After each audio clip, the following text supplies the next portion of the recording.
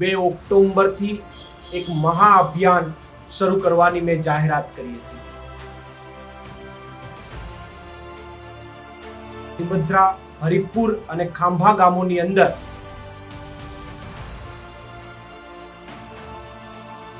Ecozone હટાવો નામના poster સાથે ગરબી રમીને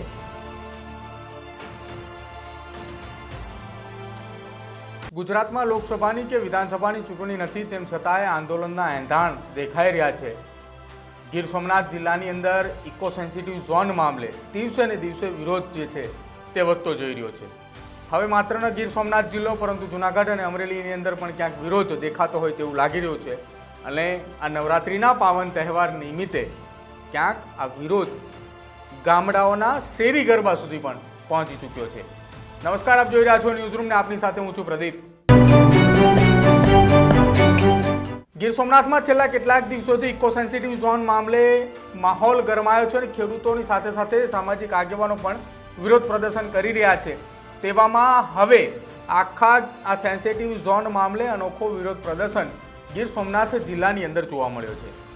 ગીર સોમનાથ જિલ્લાના વાત કરવામાં આવે તો અલગ અલગ તાલુકાઓની અંદર લીમદ્રા, હરિપુરા અને ખાંભાના ગામોની અંદર માતાજીના ગરબાની અંદર ઇકો સેન્સિટિવ ઝોન મામલે જે નાની નાની બાળકીઓ જે છે તે હાથમાં પોસ્ટર લઈને ઊભી રહી છે કે ઇકો ઝોન નાબૂદી કરો।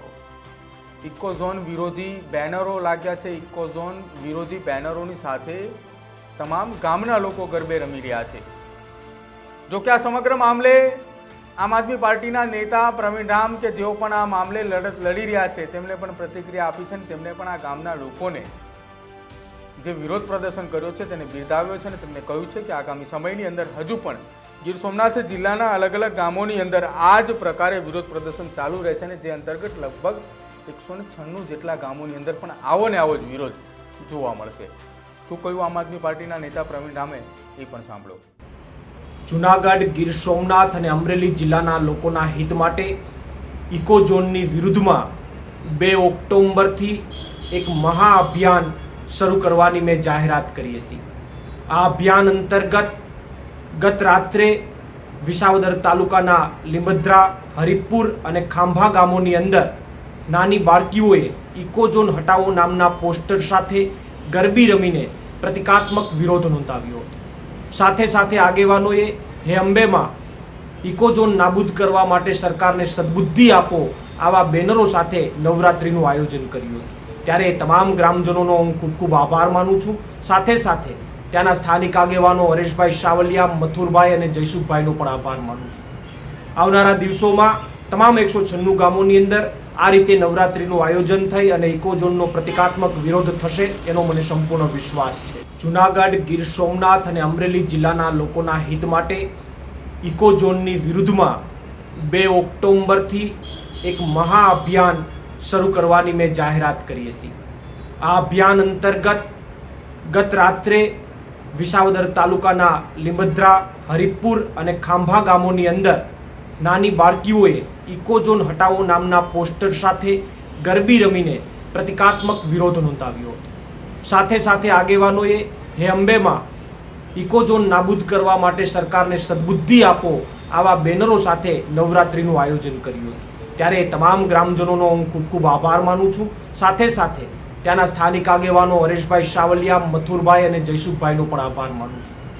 આવનારા દિવસોમાં તમામ 196 ગામોની અંદર આ રીતે નવરાત્રિનું આયોજન થઈ અને ઇકોઝોનનો પ્રતિકાત્મક વિરોધ થશે એનો મને સંપૂર્ણ વિશ્વાસ છે। જૂનાગઢ, ગીર સોમનાથ અને અમરેલીની અંદર જ્યાં વિરોધ પ્રદર્શન ચાલી રહ્યું છે, જેમાં ગત રાત્રિએ નવરાત્રિના ગરબા જે ગ્રામ્ય વિસ્તારની અંદર શેરી ગરબાનું અનોખું મહત્વ હોય છે કે ગામની અંદર એકાદી જગ્યાએ નવરાત્રિ થતી હોય ને તમામ લોકો ત્યાં એકત્રિત થતા હોય છે। તેવામાં વિસાવદર તાલુકાના લીમદ્રા ગામની અંદર સાથે સાથે હરિપુર અને ખાંભા ગામની અંદર નાની બાળકીઓ ઇકોઝોન નાબૂદીના પોસ્ટર લઈને ગરબા રમી હતી।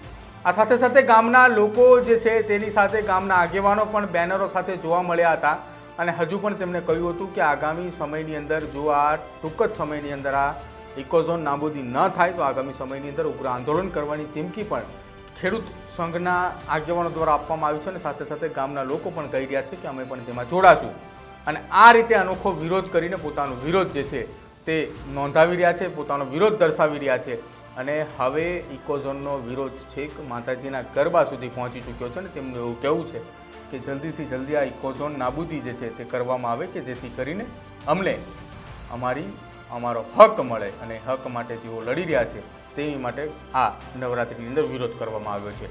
આપનું શું માનવું છે આ ઇકોઝોનના વિરોધને લઈને અને અનોખા નવરાત્રિના આ વિરોધને લઈને તે અમારા કોમેન્ટ બોક્સની અંદર જરૂર જણાવજો. અમારી ચેનલ ન્યૂઝ રૂમને આજે જ લાઈક કરજો, શેર કરજો અને સબસ્ક્રાઈબ કરજો.